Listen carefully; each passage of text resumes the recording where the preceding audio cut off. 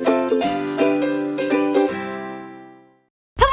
welcome back to my channel. I am Adorkable Rachel, and it's time once again for another episode of Rachel Reviews, so let's just hop into it. Well, I know that some of you have been waiting with much anticipation for this film, and it's finally here, Justice League! The 5th film in the franchise, and basically the Avengers version of the DC Extended Universe. Right down to even Joss Whedon co-writing the screenplay! Woo, Joss Whedon! And before we get into the review, this episode is brought to you by Stardust. Stardust is a free app that you can download onto your phone, link is in the description down below, and it's where I've been posting all of my immediate reactions to TV shows and trailers and movies, and I also posted a reaction to Justice League right after I saw it. And I also post reactions to new and old movies that I can't always react to on this channel, but I post them every day on the app. It's free and you can record the reaction on your phone just like Snapchat, but the reactions will stay on your account long after you post them. And if you download the app, you can post your own reactions, watch other reactors, and if you tag me in one of your reactions, you might get the chance to appear in one of my upcoming videos. Stay tuned until the end of this episode to see if your reaction made it into the video.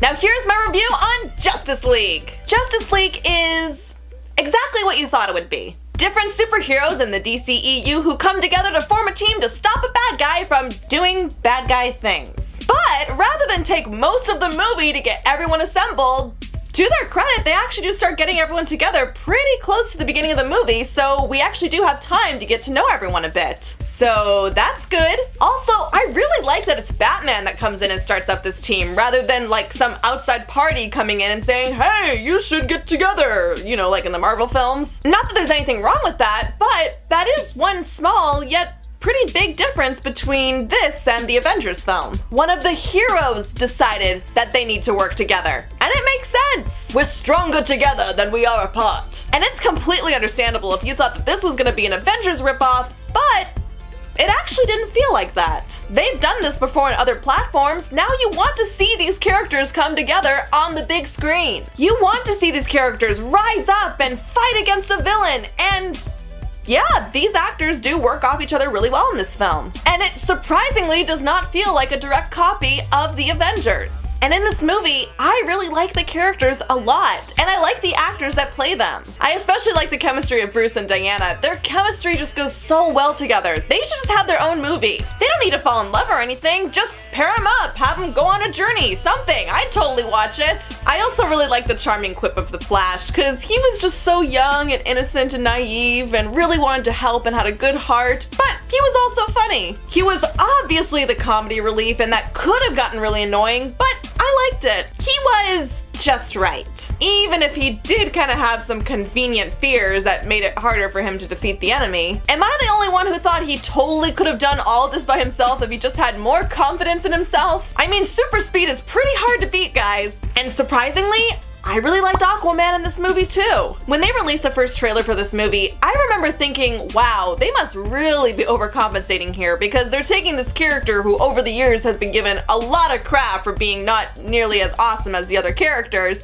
so now they're turning him into this like manly man. But Aquaman was a really cool and interesting and funny character in this movie too. He didn't exactly do as much as the other characters in this film, but he was still there and he was active, and he also did make sense within the reality of this universe. And I can't believe I'm saying this, but I'm actually now really looking forward to his movie coming out next year. Only thing I would say is maybe his movie should have come out before this one, because there definitely were a lot of scenes that involved him and his world, and it feels like a lot of this was covered in a movie that doesn't really exist yet. Aquaman's talking to his lady friend at one point, super casual, like she's already been introduced to the film, and I was like, who is this chick? What, did I miss something? The movie runs at just under 2 hours long, but apparently it was originally supposed to be a lot longer, and it does kind of show. I think this movie should have been at least 10 minutes longer, so then that way we could talk about these characters a little more and their backstories and really flesh them out just, you know, just a little bit more. Oh, and we also talk about Cyborg and where he came from and why he is the way he is and everything, but again, why didn't we see that in another movie? And don't tell me they showed me a tiny little clip of it in Batman v Superman. That does not count. Poor guy, he could have done so much more in this movie, but instead he was just kind of the hacker of the group. Okay, so getting into the negatives, the biggest letdown of this film, but also not much of a surprise, was that the villain, Steppenwolf, was pretty forgettable. Okay, first, so, Steppenwolf. I'm sorry, but, what kind of a name is Steppenwolf? I mean, I know this character's been around for a really long time, guys, but Steppenwolf? That's not the name of a villain. That's like the name you gave yourself when you were a DJ for a month back in college. Hey everyone, I'm DJ Steppenwolf and I wanna see you on the dance floor! Turn down for what?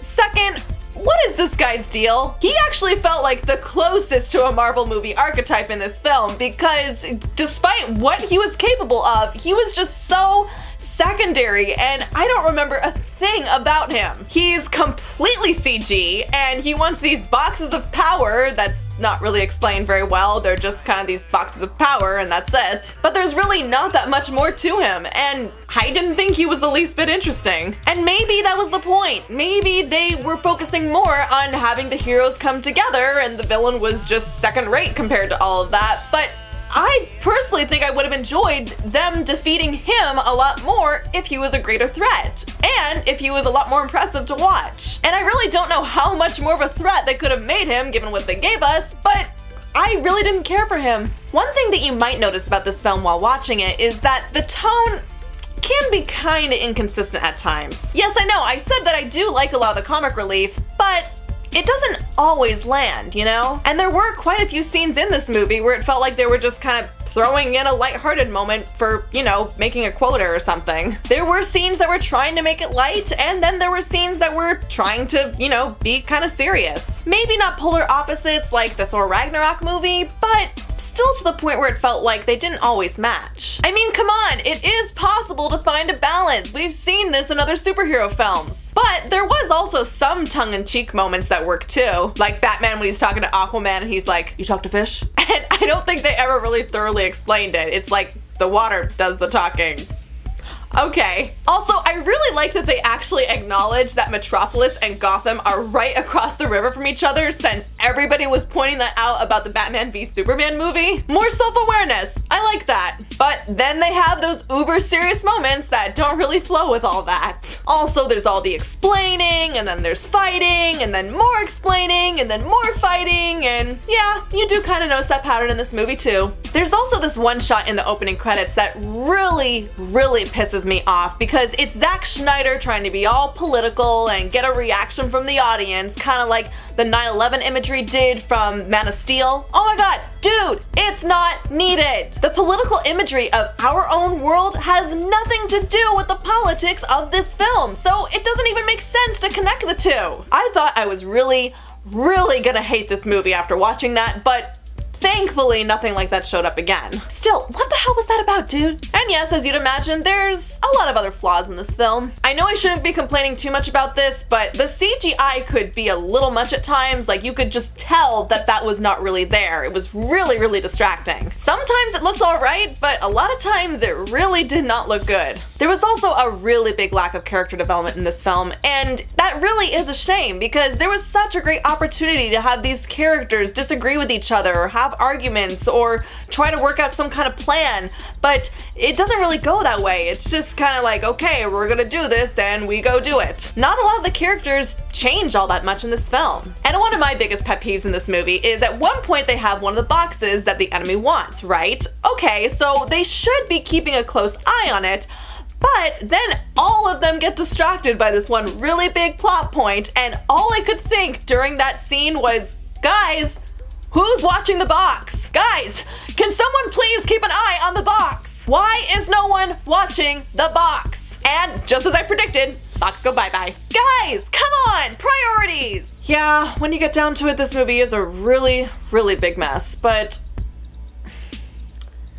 you know what? I can't say that I dislike it. It could have been done so much worse, yeah, but it was just too awesome. I really like seeing all these characters in this universe finally come together for the first time. Even after all the inconsistencies and flaws and plot holes, there's just no denying that they kick ass together. And surprisingly, there was not a single character in this team that I didn't feel was needed. And you like seeing them interact and work together. I know it has a lot of problems, but I have to acknowledge that this is the second best DCEU film behind Wonder Woman. And if you feel differently, that's okay, but for me, I've seen all the films, and this is the one that I enjoy the second most. I can see what they were trying to do with this film, and it doesn't always work, but it worked enough that I was still really invested throughout the entire viewing. This movie was just a lot of fun, and I like the direction they're going in, and clearly they're getting better. Maybe that's all thanks to Joss Whedon, I don't know, whatever it was, I'm really glad that they did it. You want to see these characters get together, you want to have a lot of fun when they do it, and